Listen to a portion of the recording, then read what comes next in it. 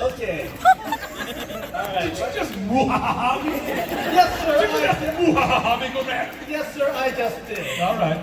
All right. Now, imagine you're playing celebrity poker with 3 of your favorite roles.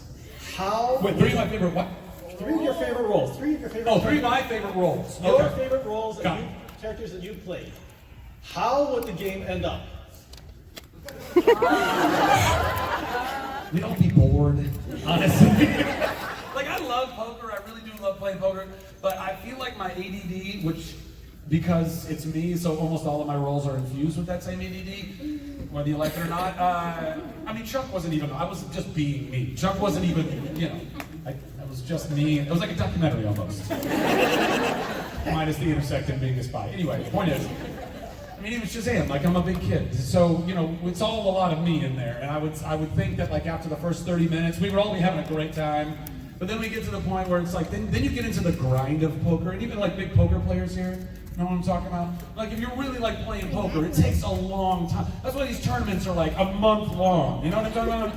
It takes forever. So we would all just get to a point and be like, let's go throw a frisbee. Let's go play video games. It'll be far more engaging. So, yeah. All right. Thank you for your question. Thank you. And you're right, that was a question nobody's ever asked me before. and yeah, well, we're gonna bounce back and forth. Fantastic. Yes. Hi, nice cosplay. I know I already told you that today, but it really is very good cosplay. It's so comfortable. It has pockets. What? I love it. It's because it's men's clothing. Hey, there's some comfy lady stuff out there I tried on the other day. That's not true. I tried it on 2 months ago. What's your question, darling? What's your favorite blooper moment from Chuck that didn't make it into the reels? I have no idea.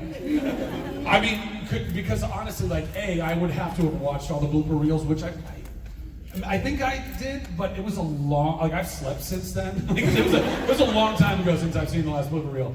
And you're not really cognizant of all the times you're blooping. Right? I mean, you know what I mean? Like, I don't remember all the times I flubbed a line or Yvonne farted. I can't remember. How many Chuck fans? That's almost like 50%. Raise your hand if you've never seen Chuck before. No shame, no shame. Oh, no. Don't boo anybody. You hiss them. Hiss. Get the snake out of your bag. Eddie is referencing? Nope. Yeah! Oh man, San Francisco. Anyway, it's a whole other thing. What was the question? Favorite blooper moment. Blooper moments. Thank you so much. See, that would have been a great blooper moments, and then end up on the blooper reel. Yeah, I don't know. I don't remember all of them. I would imagine that all of the golden nuggets that were our bloops ended up in those blooper reels. There's a lot of good ones. And they're mainly all just me either picking my nose or somebody else's nose or making some stupid face. So thanks for bringing up those memories. Thank you for your question. Appreciate it. Thank you. Next question, over here. Yes, in the stripes. Hi, I have a question for you, but I also have a gift from our booth. It's a Shazam gourmet cookie, Okay. and I'd like to give it to you. You can totally, why don't you hand it to this, you guys are going to hand it all the way down the line. Just hand it to that guy, and he's going to hand it shoulder to shoulder. Check it out, watch it go. Don't take a bite. It's got habanero in it, so... Oh, I see. Don't take a bite, it's going to burn your mouth. But hand it to Zach so he can... It's really good. Oh, I'm sure it's great. Thank you so much. I really appreciate it. Okay, so my question is, are you going to... It smells of habanero. Yes. Will you be doing an album anytime soon?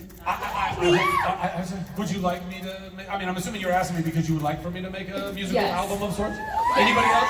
If I made a musical album of some sort, would you guys pay for that album? Yep. Would you pay good cash money for that album? Yeah. All right. Give us a sample. I'll think about it. No, I will. I have every intention of doing so. I tried to do it actually last year, and I was working with a producer and just he was very busy and I was very busy, and just, it's scheduling more than anything at this point in my life, which I'm so grateful for. Like I particularly because of something like Shazam, which generates so much of its own inertia. And by the way, thank you all. How many people saw Shazam? How many people haven't seen Shazam? That's right. That's right. You stupid. that's kind of opened up such an incredible other, and going and doing all like the therapy and mental health and emotional health work that I've done in my life has just opened up such a cool new chapter of my life. And my problem now is not lack of work, it's actually like how do we fit all the things in. So I'm attached to that I'm not going to talk about, but it's kind of a musical. It's not a musical, but it's got a lot. I would sing in that. And I feel like that would be a cool like launch point. That's like something, because some people know that I sing. A lot of people don't know that I sing. Yes, I'm aware I was in that. I was great in that too. How many people have seen Tangled? How many people have not seen Tangled? By the way, you don't have to keep hissing. I feel like Tangled was the most unifying thing. I mean, I'm the one up here looking at all your show of hands, and what it looked like was that most of you have seen Tangled more than the other things. And by the way, good call. It's a great film. It's a really good film. Better than other things sometimes. I think we made a really delightful movie in that. Did I answer all your question? I think I did. I answered the question. Yes, thank you for your question. Appreciate it. Of course. Yes, over here. Higher, further, faster. How you doing, Carol? Good. I actually had a question about the Tangled series. Yep. So what point in the recording process in season 2 did you find out that Eugene was actually a prince? What? How did you feel about it? I'm what? I am. Sorry, what was the second part of that? When did I find out that I was a prince? And how did you feel about it? I just like saying that. When did I find out I was a prince? When I was born. Thanks, thank you. When did I find out? Well, I found out that I was a prince actually before we ever started recording, because Chris Sonnenberg, our incredible showrunner, that whole show came to be. They had been developing a bit, but then they were like, hey, we want to make this series, but they wanted to make sure that Mandy and I wanted to be a part of it before they kept moving forward, which I thought was very, very cool of them. And you know, Mandy and I care so deeply about those characters, and it was such an incredible journey that it even, you know, got brought to life to begin with. And so in the big pitch meeting that Chris was giving to Mandy and I about what was the series and where it was going to go and what was the journey that we were all going to take in that, he said, you know, it was all part of the pitch, and that, you know, Eugene finds out that he's actually a prince. And I said, excellent. This is exactly as it should be. So, thank you. Because otherwise, I was just going to be like the arm candy to the queen. You know what I mean? This way, I'm actually legitimate. So, yeah. So that's what I found out, and I felt great. I mean, I just think the series is actually a genuinely intelligent take on better even than a sequel, I think, because you go from the end of the movie, and then the next time you see us is in that cool Tangled Ever After little short that we did, and it's our wedding day, but there's a whole bunch of time, I mean, we still just kind of met each other, right? It's like, so that's what all the, like, you know, fairy tales and storybooks and the prince and the princess, it's like they meet, like, and it's that love at first sight, and then they're happily married forever. God, no, that's not true. They are not happily married forever. Anyone who's been married can attest to that. Anyone who's in marriage right now can, and anyone who's been out of a marriage, we can all attest to it. It's all plausible. So yeah, I think that answered that. Thank you for your question. Yes. Hi. Hi. What's your favorite word? I mean, Shazam's getting up there. I actually have quite a few. I like cattywampus. I think that's a real fun word. I say it always in endearment, but like talking to some of my best buddies, I call them fucko. I just think that's real fun too. Sorry, I heard it in some movie once, and I was like, that's a really great take on the F-bomb. I like that one. I don't know, but I would say like on a deeper philosophical level, probably my favorite word is empathy. Probably, yeah. Well, you can applaud for that. Or, by the way, more than applaud it, just let's go live that.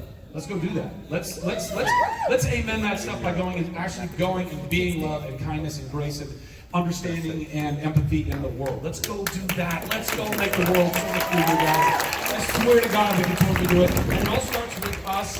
What? First, loving ourselves. We have got to love ourselves. You have got to love yourself. When you look in the mirror in the morning, look at yourself and tell yourself that you're worthy of love. You're so worthy of love.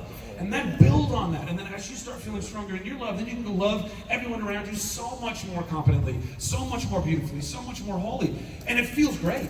Because then all the fears and all the things that we've been programmed with, by the way, all of our parents programmed all of our minds. If you don't believe me, trust me, that's what happened. And their parents programmed their minds. It's like we all have an operating system going on. And we just need updates.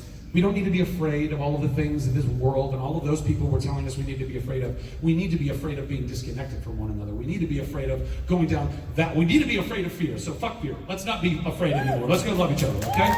Awesome. Cool. Thank you for your question. Over there. Zach, looking good, looking fit. Speaking of love. What's that? Looking fit. I like that. What's that? I actually didn't hear him the first time. But seriously, what'd you say? Where's that gym at? Anyway, think about getting on the elliptical. Said no bro dude ever. Yes, go ahead. Any plans for you personally or the Nerd HQ brand to do stuff on Twitch, live streaming, anything like that? Yeah, probably eventually, yeah. I mean, Nerd HQ, we've been live streaming since its inception. We just weren't monetizing it. And there was, I mean, look, even from the beginning, I was like, well, maybe we should do that because it could help, sustain the event.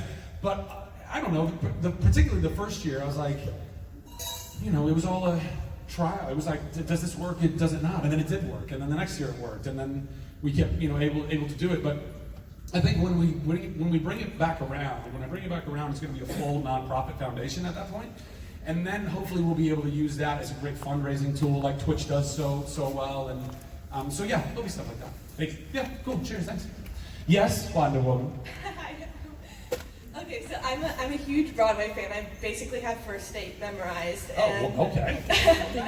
I just wondered, are you ever planning on coming back to Broadway? And if so, what kind of show would you like to do? Would you like to originate another role or do another revival like She Loves Me or something brand new? Yeah, I mean, I love being on stage, clearly.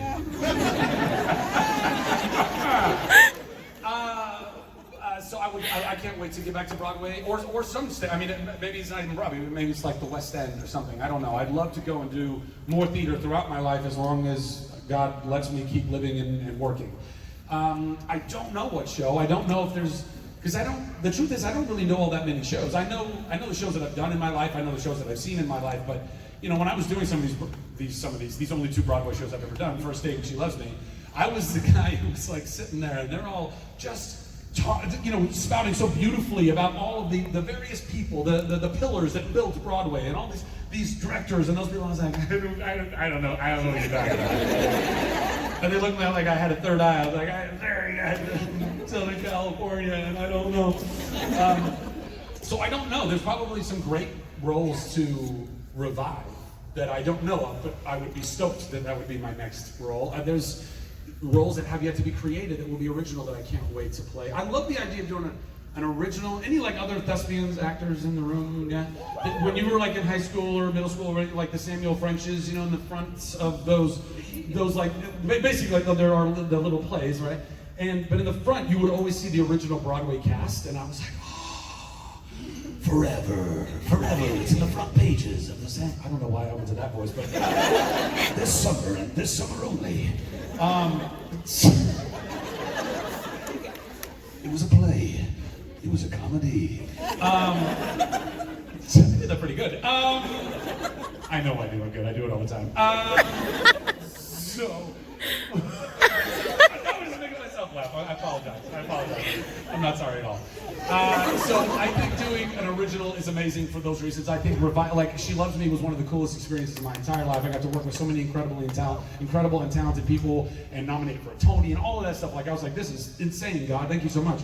But I don't know. That's the law. See how tangential and verbose? That's perfect. I have no answer to your question. But I would say that since I've done 2 musicals now, what I would love to do, if I do, the next one, I'd like to do just a comedy or a drama, just a play. When you're on Broadway 8 shows a week and you have to protect your voice and where you can't lose even a little bit of it. The whole time I was doing those shows, I was using every last centimeter of my vocal range, and it was stressing me out hardcore. When I did first date, I was like very much like a hermit. Like I would stay and I would go, it's like the thing you see like old Broadway, like I gotta protect the boys, I gotta protect the gift. You know what I mean? Just like scarves, lots of scarves, then like steaming and all of that. So that I was very much in that mindset. And then when I went into She Loves Me, I'd already done It Wasn't For. I think it's probably like when I'm not a parent yet, but for all of you parents out there, it's probably similar to like having your first child. You're like, oh my God, oh they fell down. Oh my God, they're so dirty. I gotta get the dirt. And by the fourth, you're like, yeah, he's fine. I know his arm's on the ground. He's fine. Pick it up. Put it on where's the super glue? Just put it back on So that's kind of what it felt like a little bit, and I was able to relax a little bit more and enjoy that. I was also smoking a pack a day during that time. I don't smoke, by the way. And if you do smoke, give it up. It's a lie. I swear to God, it's a total lie. It's killing you slowly, and you don't even know it's killing you. Guys, put down the cigarettes. We can totally do it, right? Yeah. Okay, great. I'm not judging anybody who smokes, by the way. I smoked for 20 years. I smoked a pack a day. I really enjoyed it a lot, but it is ultimately a lie that slowly kills you. Okay. There's your answer. Okay, great. Moving on. Yes. Hi. I was wondering, what's your favorite memory from Shazam? Yes. All of it. Well, not all of it. It was actually quite cold. We shot in Toronto in the middle of winter, and you guys understand winters. You understand winters on Great Lakes. It was terrifyingly cold, and that suit does not keep you warm. It also doesn't keep you cool when you're on stage either. Like when we were inside on the sound stages, they had massive fans that they had to be like blowing on me between takes so I wouldn't be melting in the suit. And then outside, we were shooting in the middle of winter in Toronto. And by the way, if you saw the movie, 75% of that movie is exterior nights, which means we were outside at night 75% of the time. And I had, those like hot shot little like pocket warmer things? I had them literally like sewn into like they were like all around. I was like, okay, here we go. I had guys, literally, they saved our lives. They were on these like portable heaters, like these propane gas heaters, and you would feel kind of like a NASCAR car or something, because you'd be doing the scene, and we do the scene, and cut, and then all of a sudden, these guys would run in like, and then like get the heater going, and like, they were there, and they're like freezing, they got their big parkas on, they're like, I got you, bud, I got you. Like, it was crazy. But see, that was, even though that sucked in the moment, that ends up being a fun story, so I guess I'm even grateful for that part, right? I don't know, I just, all of my dreams coming true. Being a kid, like probably everybody in this room, really everybody in the world, whether or not you continue in the lineage of nerddom and like stay in comic books and video games like we did, like everybody, when there's not a 4-year-old in the world that doesn't not just want to be a superhero, but believes that they will be a superhero. At that age, the floor is lava. All right? It's not a game. I mean, it's a game. But you really fucking believe it's lava, guys. We believed it. We had that kind of faith back then. And everybody believes at some point. And I think, our hearts are still pretty pure at that point too, and we want to do good in the world, whatever our concept of that is. So I was doing that. I was literally living out my dreams as a young boy, and also my dreams as an actor to go and get to play my own superhero. Not that I didn't appreciate being fangirl in the Thor franchise, but we didn't really have a lot to do, particularly in the last movie.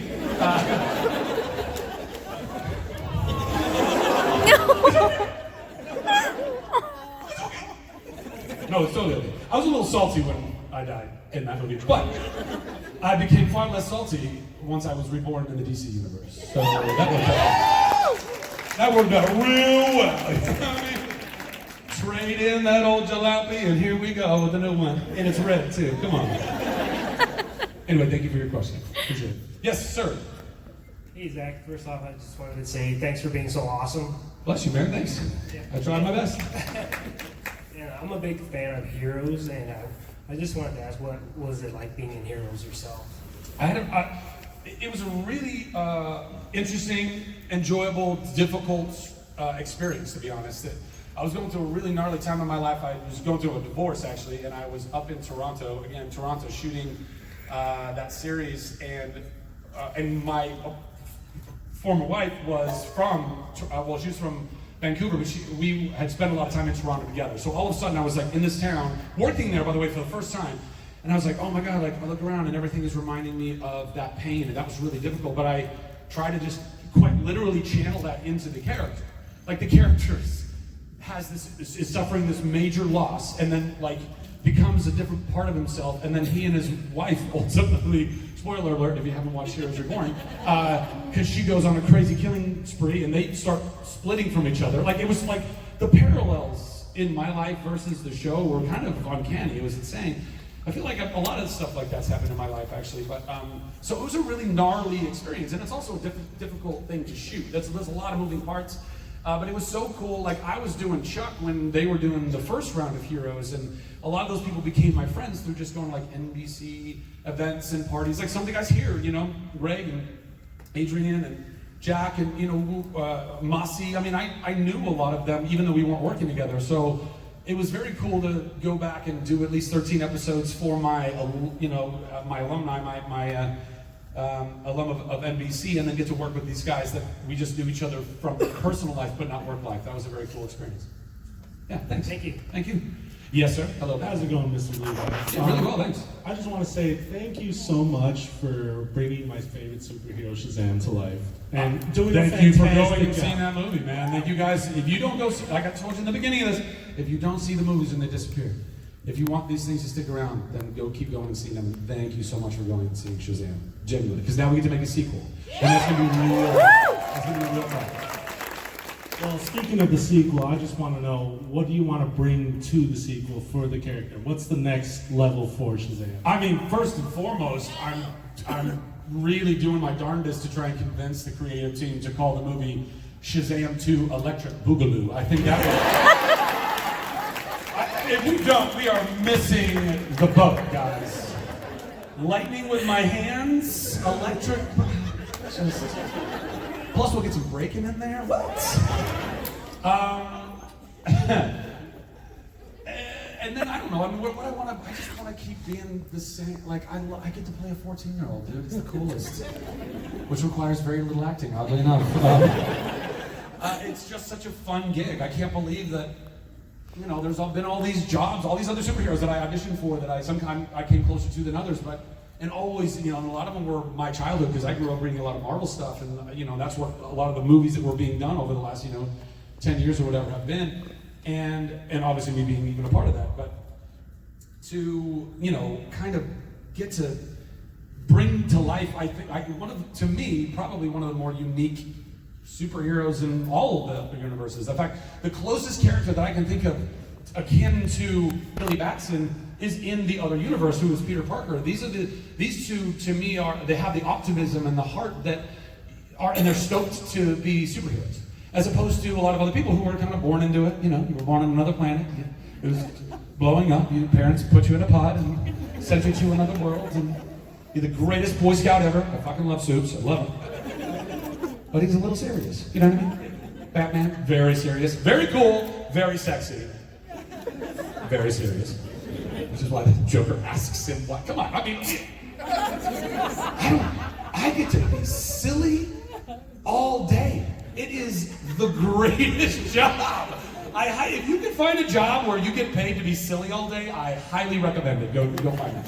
Go to that. So yes, that's what I want to bring back to it. I want to bring that heart. I want to bring the thing that ultimately, I hope that you guys walked away from the theater feeling, which is joy. That's what I want to do. I want to bring joy all day, every day. That's what I want to bring to people. Yeah, cool. Thank you very much. Absolutely. Jeremiah was a bold man. Yes. Hey Zach, I'm Nate. I'm from Milwaukee, Wisconsin. From Milwaukee, Wisconsin. Other Milwaukeeans? What is it? Milwaukeeans? Milwaukeeans, yeah. Okay, cool. Got it. So, First I just try. want to say thanks for stopping in Chicago. For Yeah, man, World. totally. A lot of other actors, as we all know, will skip over Chicago because they're too good or too popular. I don't know who you're talking about. I genuinely, everybody I know in the business all really like Chicago. New York and LA become polarizing because you get like an East Coast like, fuck LA, and you get this like, no, fuck New York, but it's like, no, they're both great, and so is Chicago. So anyway, and so is Milwaukee, I'm assuming. I've not been to Milwaukee, but you have the Bucks, well done. We have a You guys have the Bulls, Madison, you did very well, all right, you're good. Anyways, my question. Yes, let's get to that. In your Shazam form, if you were to fight Batman, would you rather fight Ben Affleck Batman or Christian Bale Batman? And why?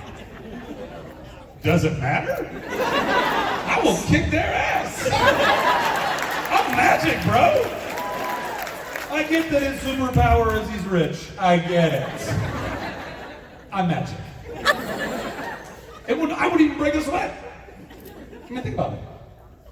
You are thinking about it, aren't you? Thank you for your question. Yes, sir, over there. Hi, Hi. I just want to say thank you for coming to Chicago. Happy to be here. Thank you for having me. And I have a question. Is there plans to have a Shazam 2? And if so, will Black Adam be in it? Hey, easy with the yelping for the person. Keep that evil right where it belongs. In your pants, sir. I don't know what it means. I'm just kind of letting the joke evolve. Anyway, yes, definitely making a Shazam 2 that I know of right now. They're developing it, writing it. We're going to hopefully get to it and shoot it next year at some point. From what I've been told, and please don't hold me to this, because this is all well above my pay grade. I don't make these decisions. But I think the idea is that Black Adam is going to have his own standalone film before jumping into the Shazam stuff. So that would be like, if we're blessed enough to do it, like a Shazam 3 and a Black Adam 2, or something like that would be the crossover. Yeah. And could you do the Smolder from Tangled? So easy. And an easy crowd. Seriously, it's so cool. Like, I feel like I all of these little signature things become my superpowers. Like, I could just do the simplest like that, and people freak the fuck out. I don't get it. I say Shazam, and people go, yeah, oh my God! He said it! He said the word! That's crazy. What's next? Where would I leave off? Yes, sir, over there. So you say you spend money on what we like. I keep on spending money on Chuck things. When's Chuck season 6 coming out? Chuck season 6 is not coming. I totally appreciate that you want a full season. It's just that's too much, I think, to get everybody back together for. But moreover, I don't think it's really necessary because I think the show, every episode was basically its own little mini action movie, right? And I think that's all we need to do. I think that every year, like once a year or every couple of years, we make a little, hour and a half to 2 hour Chuck versus the blank, whatever that blank is. I think the first one has to be Chuck versus the movie. I think that absolutely has to happen. And then beyond that, if we're blessed enough to keep making them, I don't know. But I love playing that role, and I love that entire cast and crew. They're very, very special to me, very dear to me, and I would love to keep making little ones, getting the band back together and doing another little deal, and then going out and doing other things. So no revival season? No revival season, no. You couldn't just be happy with the movie. I felt very earnest. I was opening up to you. I was being vulnerable. Yes, over here. Yes. Well, that question was very good timing for me because when I met you at C2E2, I wrote half a script for a Chuck reunion movie. Oh. And I was just wondering, because Chuck always had such great pop culture guest stars on it, who would you like to share a scene with in a possible revival? So many options. I don't know. Who didn't we get? Jean-Claude Van Damme. That'd be fun. I think Jean-Claude is one of the baddies. I think that could be really fun.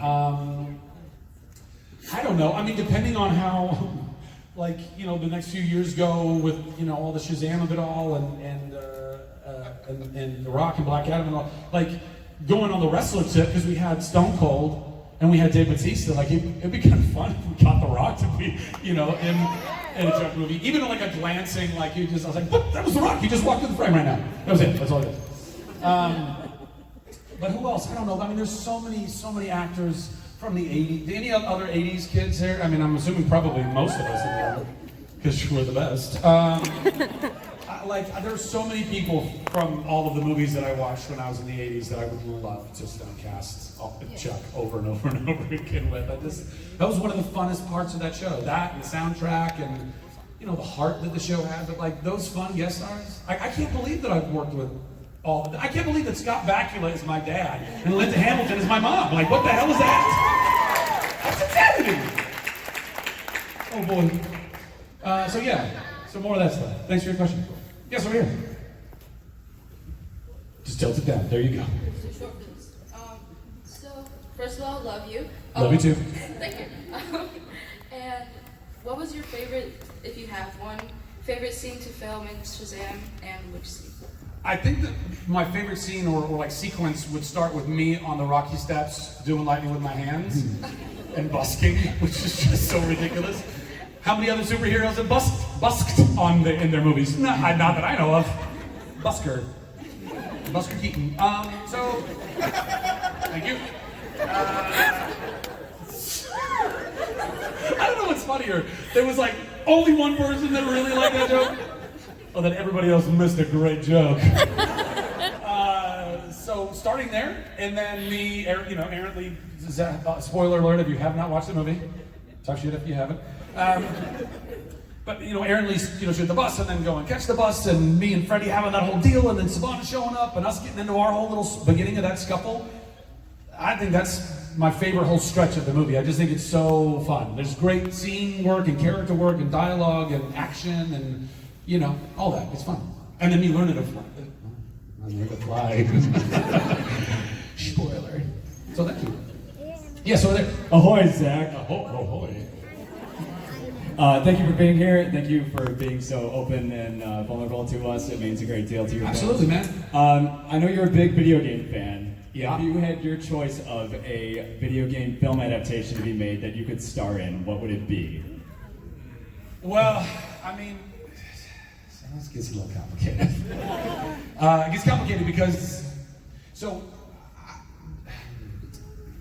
I played Uncharted, the first one. Nice.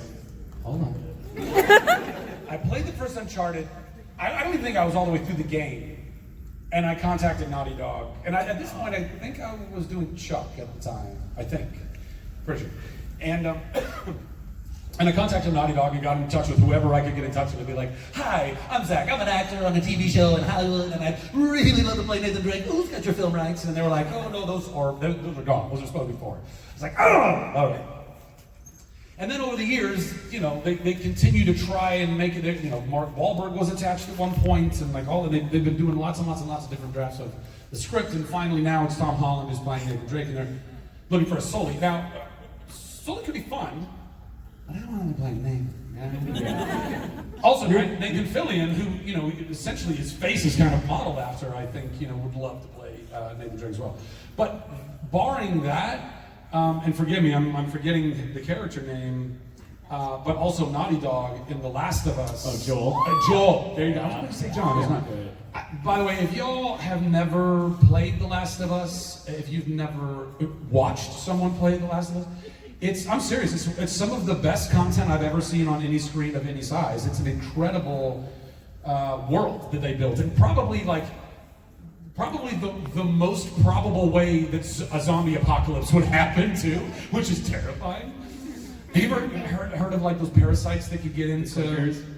No, right. But for those of you who are the uninitiated, there are actually parasites that can burrow into insects' heads and then control the insect. This is real. There are zombie insects. Have fun sleeping tonight. And so the idea behind the game is that what if that happened, but it caught into, these parasites could also essentially control human beings. Which to me, I don't know. I think, that's if there's going to be a zombie apocalypse, that's the way it's going to happen. I'm going to be prepared. I would cry if I saw you on screen throwing a Molotov cocktail. Be pretty fun with the clickers. Great, yeah, you'd be awesome. Throwing bricks. Let's go. We're good. I can rock my silver hair that I have now. Joel's a bit of a silver fox in that game, guys. Yes, over here, sir. That's wisdom. That's wisdom. That's right. When you took the role of Flynn Rider, did you know that you'd be taking the role in Kingdom Hearts, or was that a play? Oh, that was just a total bonus. Yeah, there was some weird rumor floating around on the internet, the actor who plays Flynn Rider took it specifically so he could be the voice in Kingdom Hearts. I was like, what the fuck is that? That's not even close to true. I don't even know what that. But I'm stoked that I got to be in the game. I know how many people love that game. It's a very beloved franchise. even though the third one took quite some time to finally make it to the market, but very cool that I make it a point of voicing all of Flynn's stuff always. I think, because I don't want anybody, I mean, again, 80s kids, how many of us, or even now, how many of us like watched the movie version of the Disney character, and then you're at home and Disney Channel, and you're like, yeah, like Aladdin, the TV show's gonna come on, and then Aladdin, the TV show comes on, and it's not Aladdin. We're not idiots. We might be kids, but we're not idiots. It pissed me off to no end. I was like, no, every Flynn, I'm that guy. I'm doing Flynn. We're doing that. Consistency, I think is important. Thank you for your question. Yes, over here. Hi, Zach. Hi. First of all, thank you for Flynn. Thank you for Eugene. We love him. My favorite. But I wanted to ask you about your role in Psych the movie. Yeah. Since that's my favorite show. The thin white thing. We talking about the thin white thing. Oh, fucking it was so fun. I had a hard time believing it was you. Like, you were so convincing as a British person and super blonde. I'm like, wait, that's not him. Maybe you never watched Thor: The Dark World. It's fine. Different English accent though. I do them all great. So, yeah, go ahead. I would just love to hear about your experience filming that movie. Yeah. Moment. Well, so the long and the short of it is, Dule and I knew each other through mutual friends. By the way, so lovely, and James, and like everybody. Show of hands, how many Psych fans? I mean, I'm assuming, right? A lot of crossover in the Chuck Psych fan basery. Anyway, so I had randomly known Dule at some other through mutual friends, or some events or whatever, and. Then I started doing Nerd HQ, and we were looking for shows that were going to be at San Diego Comic-Con. Will come and do a panel with us, and from like the word go, Dule talked to James and Tim and everybody involved, and was like, "Hey, we should go do this. It's a good thing." And they were with us, from the first time we had ever invited them, and that's how I kind of got to know that whole group of folks, and I'm enamored with them. I think that they're such lovely people and so talented, and clearly made a very special show. And they were trying to get me into the show. I guess the last episode, or in the last season, the musical episode, right? It was a musical. Yeah. So the character Z, his name's Z because that's the character that they wrote for me. But I was doing Thor, and I couldn't do it. I know, right? Another blonde Englishman. It's intense. The irony. And then, and then they came back, and then I got a call from James many moons later saying, "Hey, what are you doing in May?" I was like, "I don't know. What? Are you coming on to me? What is that?" And he proceeded to tell me that they were going to do a Psych movie and keep it under my hat, but they're trying to get me in, and there's the role. He styles himself after David Bowie's Thin White Duke, and I was like, "Can I do an English accent?" Because he wasn't supposed to be. I think that they thought he was like an American dude who was obsessed with Bowie, particularly in the Thin White Duke era. So maybe he did like a Bowie impersonation, but I don't have a Bowie impersonation. So I was like, well, what if he was just like, maybe like, we'll talk about it in Vancouver. So then I got to Vancouver, and I'm not even kidding. Like the second I got off the plane, I was like, "Hi, what's going on? How's everybody doing? All right, yeah, good. You want to go for a bite to eat? Oh no, you stay. All right, I'm out." And I wouldn't stop talking like that. Like I didn't even give them an opportunity. It wasn't like eventually they're like, "Okay, fine, just." And I'm so grateful that they did. They create such a lovely play area, sandbox for actors and creators to go in and create. And I just think they're lovely. Yeah. So that was my experience. Thank you. Yeah, of course. Over here, Ryu. Hi. First off, thank you so much for all the joy you've brought to so many people's lives. Thanks, man. I really appreciate that. Thank you. My question is, you played Shazam, legendary character, but what is your dream project for your career? It's so funny. Ooh. What the hell is he gonna say?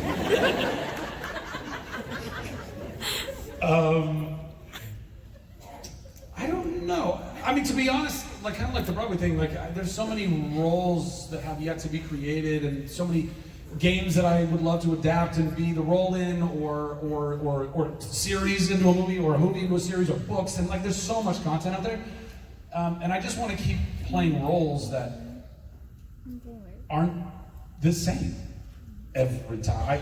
There was a long stretch of time after Chuck where I didn't work. And, I was working, but I wasn't, I didn't jump back into doing a network television show because I was like, okay, I did that, and I played the nerdy big box guy and that whole thing. And, it's pretty cliche, you might hear about this stuff, but, it's like, they want you to just keep doing the same thing because that's what's tried and true. Oh, get that, another nerdy role would come up and they go, oh, get that Zachary Levi, he does that nerdy thing well. That's how they see you. That's how they think of you. You're kind of your own little product, but you have a brand that you can't break through, and you get very pigeonholed. So I was like, no, I'm not going to do that show. I'm not going to do that show. I'm not going to do that show. It's not challenging me, and it's also not challenging anybody's perception of what I'm capable of doing, which I think is a very important thing because that helps you to stay accountable to that. And you want to always be challenging, I think, what people's perceptions of you in the best ways, not challenging them like, oh, you think I'm a good person where I am? Well, fuck you, all right. You don't want to do that. Don't do that. Like Mrs. Maisel, yeah. But again, that was something I had to wait for. Yeah, how many people have seen The Marvelous Mrs. Maisel? So a whole bunch of people and a really awesome person. It's such a great show. Maisel's so great. But again, that wouldn't have happened. Shazam wouldn't have happened either had I not first gone and worked on my own head and heart. I mean, y'all, on the heels of going to the super life-saving therapy, intensive 3-week situation where I genuinely didn't really want to live anymore. And then I went to this place and I figured out that I didn't understand a very crucial part of life, which is self-love. If you don't understand it, please go look into it. If you think you're doing it right now, good, but make sure that you are doing that. Because I always thought I loved myself. It seems like that's a no-brainer to everybody love themselves. But if you think about how you talk to yourself in your own mind, a lot of us are eviscerating ourselves all the time. We won't eviscerate other people. We'll be kind and cordial and, for the most part, hopefully. And you show patience and you show love. But how do you talk to yourself? Based on the way I talk to myself, I didn't realize I was doing this, but based on the way I was talking to myself, I hated myself. And through that is when I finally, when I realized that. I had this therapist in one of these sessions, or a couple of them, and they said, when one of your friends fails, how do you talk to them? And I go, well, with love. I try to help them get through that. And they said, well, then why do you talk to yourself the way you talk to yourself? And it wrecked me. I couldn't even believe that I didn't understand that. So going and doing that is actually the most powerful thing that I ever did for my life, for my career, for anything. And on the heels of that, I literally booked Shazam in 1 week. By the way, I started auditioning as an entirely other role. I auditioned for another role, they saw my tape, and they said, we think you could be Shazam. And then a week later, I was Shazam. Woo! Right? Pretty great. And then, while doing Shazam, I got an offer for The Marvelous Mrs. Maisel because Amy Sherman-Palladino and Dan Palladino had seen me, and she loves me, of all things. And they remembered me from that, a thing that I didn't win the Tony in, and ultimately didn't really get a lot of work out of that. I got nominated for a Tony. I was like, oh, well, clearly there's a film around the corner, and then no, there wasn't. And all that stuff leads you to second-guess yourself and not love yourself and not value yourself. That's bullshit, guys. What you achieve in this world, what you own in this world, has nothing to do with your worth. You are infinitely valuable. Infinitely valuable. And, by the way, simultaneously, entirely unimportant. Which is, no, for real. And it's one of the greatest things in the world. The world is not on your shoulders. It's not. We are responsible for ourselves. We are responsible for those that we have brought into this world. You don't just get to shovel the kids off because they have their own life force. At 18, absolutely.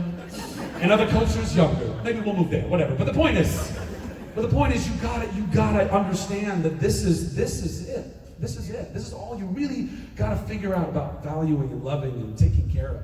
And if you can do that, then that echoes throughout your life, and it echoes into other people's lives. It's a really beautiful thing. Sorry, that was verbose and tangential, but it was, I think, still in this Thank you. Thank you for just taking that journey for yourself, because you are amazing, and you can hear it from us all you want, but as long as you believe it, that's the important thing. Thank you. Second thing, this has been a dream because I feel like I've been listening to Flynn Rider for like the last hour. Oh, really? Frying pans, who knew, right? Thank you. Okay. I'll have you know this is the strangest thing I've ever done. That's all you get, that's it. record any of it. Good. It's a memory for us. Let's also start doing that a little bit more, right? You don't know anybody your memories, guys. You don't know anyone your photos. You don't owe anybody any of that shit. Live right now, right here. It's so beautiful. It's a beautiful thing. Don't not take pictures. Don't not curate some fun on Instagram, but don't think that that's real life. It's not. It's all a fucking lie. Anyway, continue. So Flynn Rider is like amazing. How did Yes, he is. Thank you. How did you like get inspiration for him, and how did you bring like yourself into him? And your singing voice is amazing. Like, Thank you very much. I appreciate that. Thank you. Thank you. The long and the short of that is, when I auditioned for Tangled, I was barely allowed to audition for Tangled because they were only seeing English actors for the role of Flynn Rider. Flynn originally had an English accent. I'm not kidding you. I know I keep bringing up how great I am with an English accent, but anyway, so my voiceover agent knew that I did English accents, and she was like, please, just see him. I know Americans all say they can do English accents or whatever, but just see him. And so I went in and I did it. I read all those lines in an English accent, and we were supposed to prepare a song. It was a singer-songwriter song, and so I did Sweet Baby James by James Taylor. Great song, by the way, if you don't know James Taylor, great song. And then I got a call back, and they sent me home with the I See the Light lyrics, and so I got to learn those, and I came back and auditioned with that song, and then ultimately got cast. And then after I was cast, John Lasseter realized, or some more, various people in the upper echelon had realized that no Disney, and I didn't really know this until I thought about it, I was like, oh, I guess that's true. But all of the Disney princess movies prior to that, your two main characters were always a North American accent, and all of the other supporting characters could be anywhere and everywhere, having English accents and whatnot. So they said, to stay on theme with the way we've developed all the vocals for all these things, we need Flynn to be like a mid-Atlantic North American accent. And they said, can you do that? And I was like, what? Can I talk like me? Is that what you're asking? Yeah, I'll do my best. So then it was just a matter of finding now I had a voice for him, right? But then it was a matter of like, well, what's his demeanor? But that's all dictated by the script. Most of it is all dictated by the script, and which was Dan Fogelman wrote. Who's now doing This Is Us with Mandy, and it was such a beautiful script, and our directors were awesome, Byron and Nathan, and really, but I don't know, Flynn to me was like, he was very Fandral Ladashian, there was a little bit of like, what's his name? The swashbuckler, Errol Flynn. Flynn Rider, right? Anyway, so that was a big influence and all that. But I don't know. There's some Han Solo in there too. There's some he's a rogue, right? He's supposed to be that kind of charming rogue. 5 minutes, and I gotta wrap it up. That was a good sign. 5 minutes, wrap it up. There's the wrap it up. There's the end. My favorite, and I never really see it because I probably made it up, is the milk it. Keep staying that. Little teeny teats. Little teeny gummy teats. I'm so sorry. I'm really not sorry. What were we talking about? I think I answered it, right? Did I get there? Okay, cool. I could just listen to you talk all day, that's all I do. I know, so can I, which is a problem. It's a real problem. Thank you. Yes. Hi. So you hear a whole bunch of crazy stories about actors and their workout schedules when they're superheroes. Yeah. Did you have to change your workout schedule, or how did they make you look larger in Shazam? I feel like everyone in this room knows what you're trying to do. Which does not make you very subtle, sir. What's your workout routine? Jesus. No, bro, I was in the gym, basically as soon, I was in the gym a month prior to getting the job just because I was like, I quit smoking, I was taking charge of trying to be healthier in my life. And I was back in the gym, and I was in the gym when I got the call that I was Shazam. I literally told David Sandberg, I was like, thank you very much, sir, I appreciate that. I gotta get back to working out with, I'm at the gym, LA Fitness, and and then that was like 5 to 6 days a week, every week, eating 3,500 to 4,000 calories a day, which is a lot of calories, guys. And by the way, it's not the good, fun calories. It's not like I was sitting there with like jars of Haagen-Dazs. That would have been amazing. What, 5,000 calories? No problem. I got this. No, it's like chicken and broccoli calories, and not even like really seasoned chicken and broccoli. It's like to the point where you're eating so much of this stuff. I went to my trainer. I was like, I don't know if this sounds weird, but have you ever thought about taking all of your chicken and broccoli or whatever and just like blending it and drinking it? And he looks at me, and the look at first kind of, was a little deceiving, like looking at me like, oh, that's crazy. But the look was really, oh yeah, man. I've just thought about it. I've done it. Lots of dudes, or I'm sure even girls that are in like bodybuilding and all that stuff. That's a way to get on my 3 minutes. Anyway, so that was that. But also, if what you're trying to get at is, was there padding in the suit or whatever fucking go course there was? Did you look at my shoulders? I looked like I looked like LeBron James. Like they were like literally out here, I'm gonna work on that. I'm gonna go try and didn't look bad. Yeah. We got it. Enjoy the sequel. Yes. Hi, Zach. I know that you're a really big Diz nerd, so I wanted to ask. Not only am I a Diz nerd, I coined that phrase. You're welcome. Yes.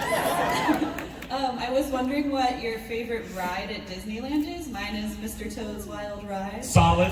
Yes. Solid choice. Love me some Mr. Toads. Right? Certainly one of the weirdest and darkest in Disneyland. You go to hell in that. You literally die and go to hell. It's the craziest. But then there's, fun at the end. I don't know. It shouldn't be there, but yeah, whatever. It's fine. My favorite ride is the Jungle Cruise. So all the other rides are all exactly the same every damn time you do them, guys. They're all on some kind of a rail. Jungle Cruise is on a rail. You can feel it sometimes as it's making its turns around the rivers of denial.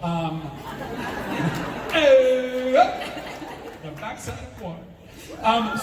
But it's slightly different every single time you ride it, depending on your skipper. Yeah. Right? And I timed it. It's about 10, it's like I think 11 minutes. It's about an 11-minute ride.